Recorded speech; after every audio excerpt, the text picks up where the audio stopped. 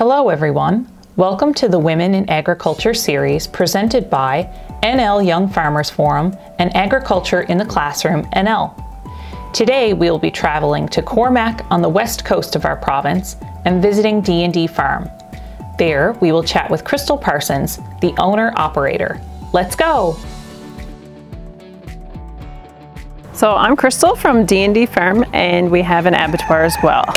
So we have a sheep and beef farm, and we do all the processing of those animals ourselves as well. I didn't grow up wanting to be a farmer. I didn't have an interest in agriculture at the time. I did go to university and do a business degree, and my parents started a farm about 20 years ago and decided that I was going to come and work on the farm for a summer, and I guess farming chose me. So my role on the farm is owner and operator, along with my parents as well. And a typical day, you would start off feeding all of the animals, which is quite the chore. Come on, you know what this is. So if I do it from this pole to that pole. And then after that, you tend to go over and check on the abattoir to make sure that everything is running smoothly. I'd like to get some beef burgers and sausages and plain steak.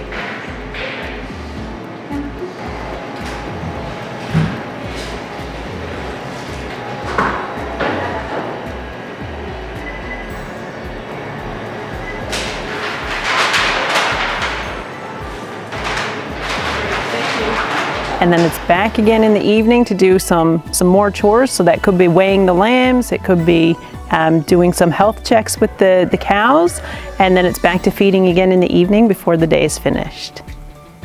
My favorite part of working in agriculture is definitely the animals. They show you a different side of them when you're working with them every day, and you learn compassion and empathy for sure. It's definitely my favorite part of working on the farm. There's lots of other activities that you have to do, but working with the animals is definitely the most joyful. On the farm, we use a lot of computer technology as well. So we keep track of all of our animals and their birthing, and it helps us to pick out what we're going to use for breeding stock. It tells us how well the animals are growing, and it helps us to choose future stock. So this is our RFID reader. And every sheep and every cow has an RFID tag. So that identifies every individual animal on the farm, including the lambs. So everybody has their own number. The reader tells us who they are, and then this connects back to our computer software program, and that all accounts for their lambings, their growth rate. This also hooks up to our weigh scales. So every time we weigh the animals, it'll tell us how much they gain per day. And that allows us to pick out the best breeding stock that we can possibly have on the farm. So I went to university and took a Bachelor of Business degree. A lot of people don't assume that you would need any, I guess, formal education if you're a farmer, but it absolutely helps in every aspect. You are running a business. It's not just raising animals. And so all aspects of that business degree becomes helpful when you're running a business. So you have to do your bookkeeping, you have to do your marketing, you have to do your branding. You are running an agricultural business, so it's more to it than just raising your animals as well. And every aspect helps. So on the farm, we have a whole lot of different activities that we have to do. We do a complete farm-to-table operation. So we raise all of the livestock, plus we also do all of the processing. So that takes into a whole lot of different skill sets that you need. And not one person can do all of those skills and activities. So you have the animal management. You also have the veterinarians that you have to use. You need accountants to help you with the business side. You also have to have a butcher, meat packers, and all those different skill sets to help you along the way.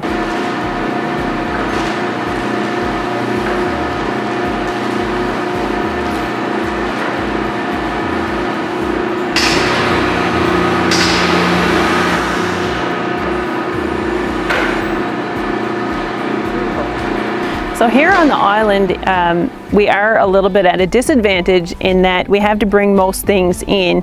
So the more that we can become self-sufficient with whether it's animal feed or any other aspect, it's more the better.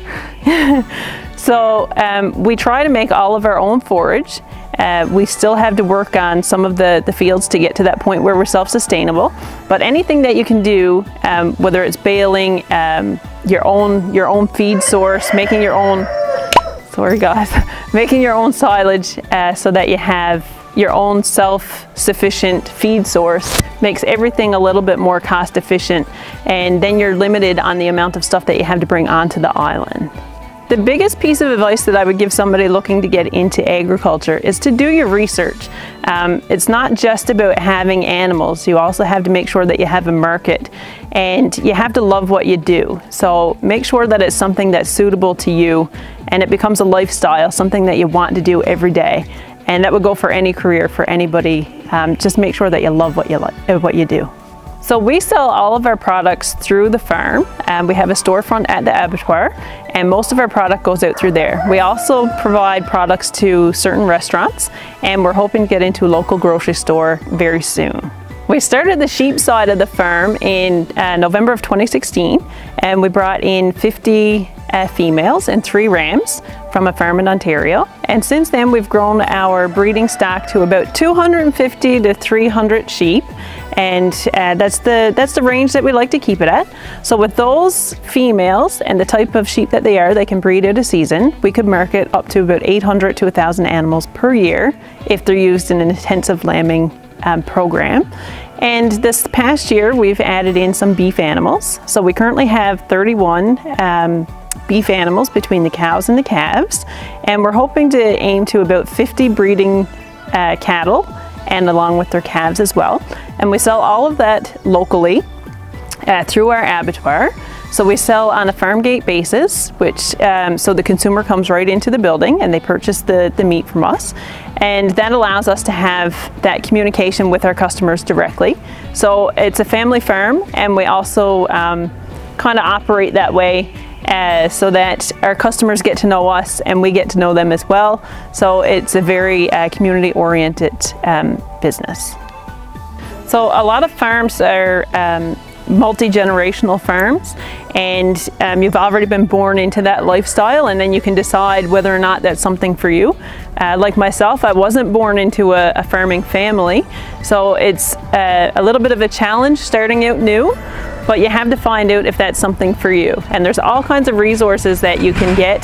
There's agriculture in the classroom, there's the Department of Agriculture, there's lots of specialists out there. You can also go out and you can get a summer job with a local farm, see if it's something that you enjoy. And even though there are challenges starting fresh, there's no reason that you can't become a new farmer, a new entrant, and support this agricultural industry.